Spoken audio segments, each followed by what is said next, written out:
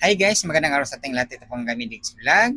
Ang video natin ngayon itong viral ngayon. Ito ang grupo nila ay PGMN.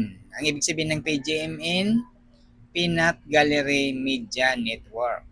Para din ito silang mga vlogger. Yan. Ang pangunahing mga video nila ay mga political commentary. Yan. Kahit mga personalidad guys. Halimbawa, kung side sila sa Duterte, ang babanatan nila ay ang mga nasa side naman ng administrasyon. Yan. Kaya ito sila ngayon guys kasi na-entrap sila ng NBI, nahuli sila ng NBI dahil dito sa ito guys, ito. Babasahin natin ang kung paano sila hinuli. Yan. Inaresto ang founder pala nito guys. Yan, inaresto. Inaresto ng National Bureau of Investigation or NBI si Franco Mabanta. Yan. Ang founder ng Peanut Gallery Media Network or PGMN.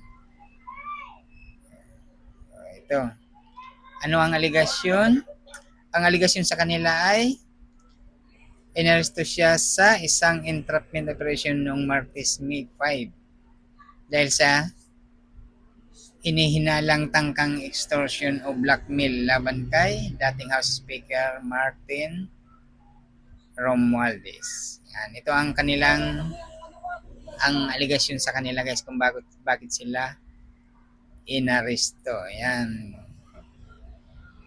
Detalye ng pangyayari, ayon sa NBI, humingi umano si Mabanta ng 350 million mula kay Romualdez. Yan. Kapalit nito, hindi daw ilalabas hindi ilalabas ng PGMN ang mga video na nag-uugnay umano kay Romualdez sa mga anomalya sa flood control projects. Yan. Inaresto si Mabanta matapos umanong tanggapin ang bahagi ng pera o mark money. Yan. Isang grupo ito sila, para sila itong mga vlogger din na nagko-komentary sa mga tungkol sa politika. Yan. Ito ang mga ano nila guys. Yan, yung mga nandyan sa video na yan. Yan ang grupo nila. Marami palang grupo nila. Hindi kaya ng mga vlogger na solo-solo. Sa kanila parang ano din, grupo sila. Ang problema lang dito sa kanilang grupo ngayon na nahuli ng NBI ay malaking halaga ang nadadawit. Kasi ng extortion parang nang blackmail ba ng tao. Yan. Yan ang ano dito sa kanilang grupo. Yan. Diba?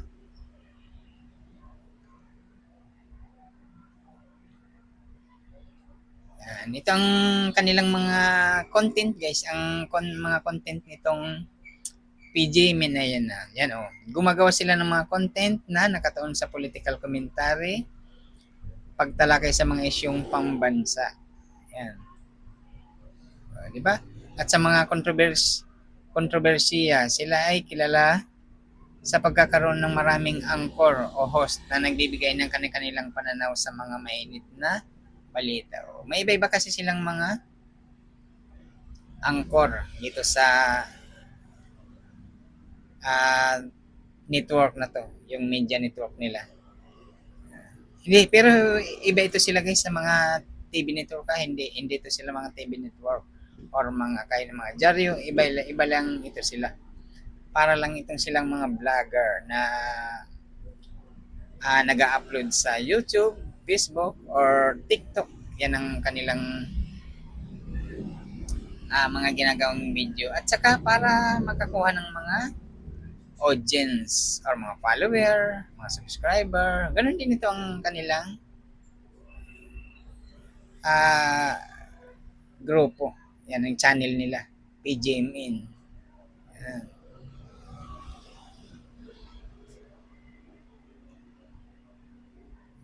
Yan ang ating nakuha ngayon na viral ngayon sa social media guys. Ito silang mga nandyan sa video na yan. Yan, di ba? Hinuli sila ng NBI. Galing ng NBI.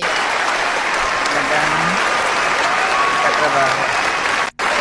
Doon sa kanilang kasi Sabi dito sa mga balita, nang-extort.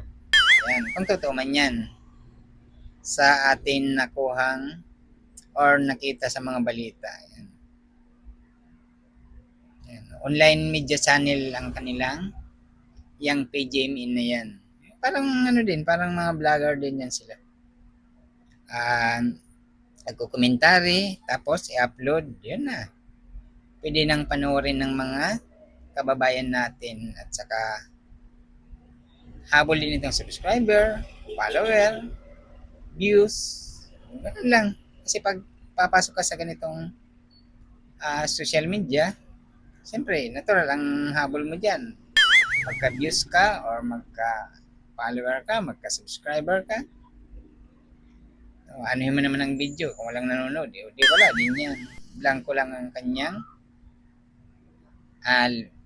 nilalaman kung walang manonood niyan.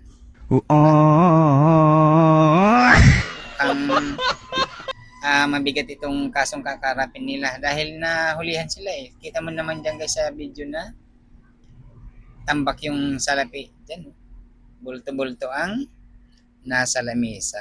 Yan ang NBI na yan yung nandyan sa ano nila. Pinagpupusasan na sila. Di ba?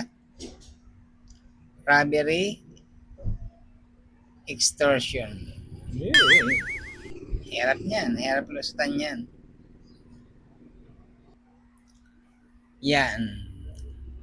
Ang nang-i-extort ay gumagamit pala ng mga pananakot para mapilitan ang biktima na sumunod at maaring ang pananakot ay tungkol sa yan. Ito ang ginagawa ng mga nang-i-extort. Physical na pananakot. Yan, yan, nandyan ang banta na sasaktan ng biktima o kanyang pamilya. Yan, isa dyan sa mga ginagawa ng mga nang blackmail or nang i-extort. Yan. Nandyan ang reputasyon o blackmail. Yan. Ang ginagawa naman nito ng nag-blackmail, banta na ilalabas ang mga sekreto, litrato, video o impormasyon na makakasira sa pangalan ng biktima o kung hindi ito magbabayad. Yan ang mga kanilang mga ginagawa. Yan, no? Ito din naman isang aspeto, pagsira sa negosyo o trabaho. Ang ginagawa naman ito, banta na gagawan ng gulo ang operasyon ng isang negosyo o sisirain ang kredibilidad ng isang tao para mawalan siya ng trabaho o posisyon. Yan naman ang isang aspeto ng pang-i-extort. Yan. Bakit ito tinuturing na krimen? Ang extortion ay isang seryosong paglabag sa batas dahil inaalis nito ang malayang pasya o free will ng biktima. Sa halip na magdesisyon ng tama, napipilitan ang biktima na magbigay dahil sa matinding takot na baka matupad ang banta ng nag-i-extort. Yan. Diba? Kaya guys, kayo kung tayong mga kabayan, kung nakakaranas kayo ng mga ganyan mga tao na nag-blackmail or nanakot sa inyo, alam mo, sasabihin sa inyo, sige, kung hindi kayo magbibigay, ay ilalabas ko itong ganitong video. Ang gagawin ninyo ay lumapit kayo ng patahimik sa PNP or sa NBI. Yan ang lalapitan ninyo. Kung halimbawa, nakakaranas kayo ng mga ganitong mga tao na nang-i-extort sa inyo or nang-blackmail na or tinatakot na kayo. Yan, ang inyong lalapitan ay pumunta sa pulisya. Yan, punta sa pulis. Isumbong or di kayo sa NBI para sila na ang gagawa ng trabaho para dyan sa mga taong mga kriminal na yan. Maraming nangyayari ang mga ganyang mga klaseng krimen guys, yung mga nang-blackmail.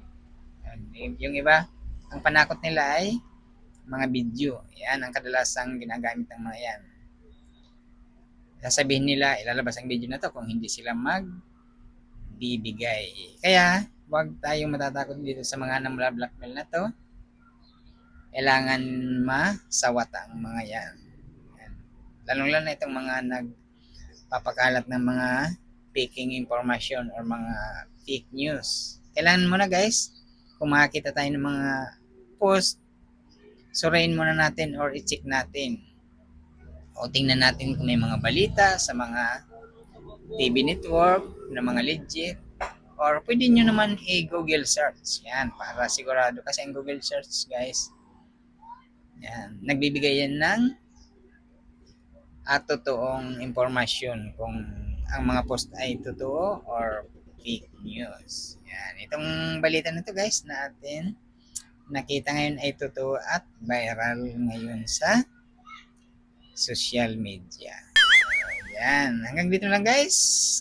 Dahil dito sa mga ganitong mga balita ay lagi tayong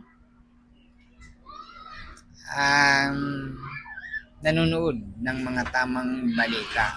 Huwag tayong papadala sa mga fake news. Hanggang dito na lang guys.